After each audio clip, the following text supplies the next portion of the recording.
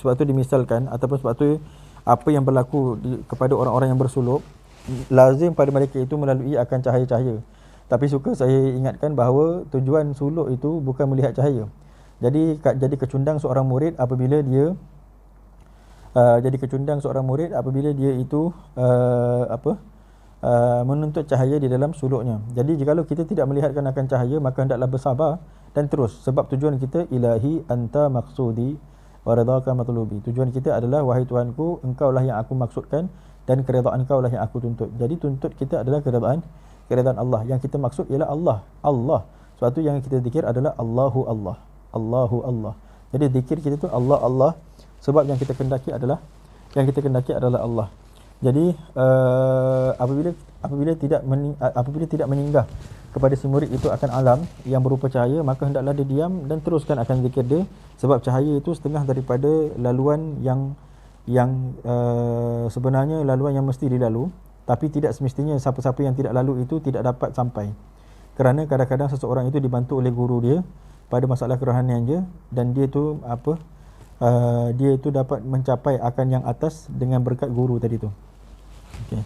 Baik, sampailah dikata watiful ma'ani yatir fiha wa yaral a'ajibul wal gharaib fiha. Dan jadi latiful ma'ani itu bayi maknawi itu terbang di dalam alam itu, dan dia melihat akan segala keajaiban dan segala dan segala benda-benda yang pelik-pelik.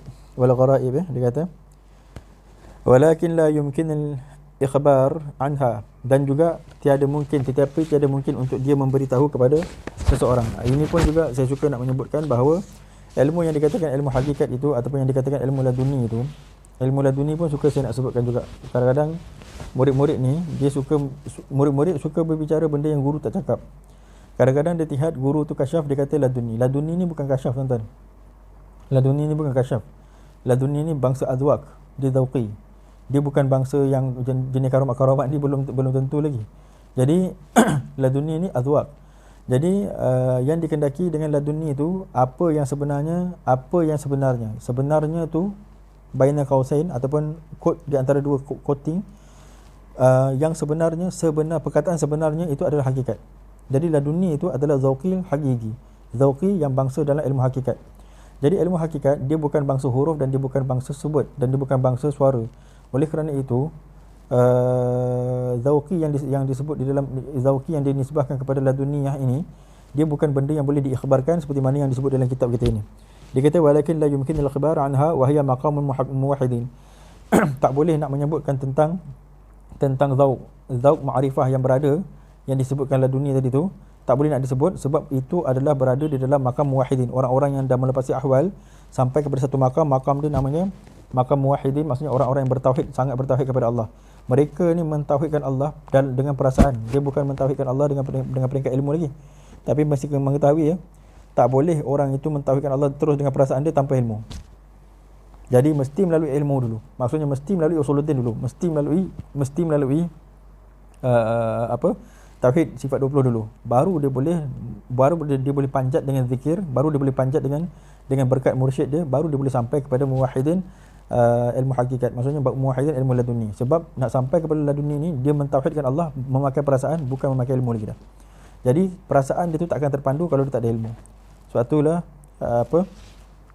man arada bil dunya fa alaihi bil ilm wa man arada bil akhirah fa alaihi bil ilm. Jadi ilmu tu penting kepada semua tempat. Siapa yang nak kepada dunia fa alaihi bil ilm, dia mesti dapat ilmu. Barang siapa dia mesti mencari ilmu. Wa man arada bil akhirah fa alaihi bil ilm. Siapa yang nak akhirat maka dia pun mesti ada ilmu. Jadi dia mesti ada, kalau akhirat mesti ada dua-dua. Sebab dua sayap tadi. Dia mesti ada zahir dan mesti ada batin. Jadi kedua-dua tu mesti ada. Tak boleh dia ada batin saja dia akan jadi kafir zindik. Tak boleh dia ada zahir saja dia akan jadi orang fasik. Jadi kedua-dua dia kena ada, baru dah jadi orang hakikat. Jadi kedua-dua tak nak kena ada. Jadi dia kata tidak boleh menggambarkan dia maqamul muwahhidin alladhi fanau min ta'yinihim fi 'ainil wahdah, iaitu mereka-mereka yang telah fana, telah binasa min ta'yinihim, daripada menta'yinkan. Menta'yin ni maksudnya menunjukkan ini dia yang sebenarnya. Tak boleh nak sebut ta'yin. Jadi sebab tu saya katakan pada tuan-tuan, orang-orang yang bersembang pasal hakikat ni sebenarnya mereka adalah orang-orang yang menipu. Sebab apa menipu? Sebab ilmu hakikat sebenarnya tak boleh sembang. Ilmu hakikat ni sebenarnya tak boleh sembang dan tak boleh ajar. Dia bukan ilmu ajar. Dia ilmu mesti jalan. Ilmu hakikat ni mesti pakai tarekat. Pakai tarekat pun sampai hakikat. Tak ada tarekat tak payah cakap hakikat. Sebab dia pakai dia tu ialah pakai dia mesti jalan, dan jalan baru dapat rasa. Kadang-kadang berjalan dah sempurna dah jaga adab dah, tapi Allah tak bagi. Jadi hakikat ni bukannya semestinya bila jalan terus mesti sampai. Kadang tak begitu. Bergantung kepada Allah nak bagi ataupun tak bagi. Dan begitulah juga ilmu hakikat ni bukan bangsa percakapan, dia bukan bangsa mengajar. Jadi yang ajar ialah apa? Yang ajar ialah tarekat. Suatu kebanyakan ulama mengajak orang masuk tarekat. Saya suka nak sebut juga, kadang ada orang menyebut tentang ajak orang masuk tarekat ni. Kita bukan mengajak orang jadi murid kita, dan kita bukan mengajak orang untuk menaikkan, membesarkan tarekat kita, bukan gitu. Ajak orang masuk tarekat maksudnya ikut jalan dia. Seperti mana ajak orang masuk dalam jalan ilmu. Jadi ajak orang masuk dalam jalan ilmu supaya orang belajar ilmu dan orang dapat mengesahkan ibadah dia, maka dia boleh tarakki, dia boleh naik pula kepada ilmu batin, ilmu arifan, ilmu ma'rifah. Begitu juga bila kita masukkan orang, kita mengajak orang masuk tarekat bukan untuk jadi murid kita. Kita mempercakapkan secara umum supaya orang mesti mengambil tarekat, dan dia mesti ada mursyid. Jadi mursyid tu mesti carilah kepada siapa-siapa yang boleh dia jadikan mursyid. Sebab kita tidak boleh bila kita dengar orang ni boleh bagi bai'ah, kita pun pergi dekat dia tanpa kita serasi dengan dia, tak boleh. Mursyid ni mesti kita mengambil dengan orang yang kita serasi, kita boleh hormat dia. Kalau orang tu kita tak boleh hormat, kalau kita ambil bai'ah dengan dia pun kita takkan jadi murid, dan dia takkan jadi mursyid untuk kita. Jadi dia takkan boleh pimpin kita. Jadi guru ni mesti dicari. Jadi bila seseorang guru dia mengatakan masuk tarekat, sebenarnya dia bukan suruh ikut dia, tapi dia suruh kita ikut jalan. Nak sampai tu jalan dia begini. Jadi mesti cari guru yang mursyid. Sebab kadang-kadang orang mengatakan kita berdakwah sebab nak membanyakkan jemaah kita. Jadi bukan begitu cerita dia. Jadi cerita dia ialah kita bercakap secara umum. Begitu. Cuma barang siapa yang mengambil dengan kita katakan ahlan wa sahlan, kita sambungkan nama kita dengan nama dia, dengan nama kita, dengan nama guru-guru kita, dan sampai kepada nama Nabi. Kita bukannya nak orang ikut kita pun, tidak. Jadi kita itulah ada orang masyayikh sufiyah. Baik.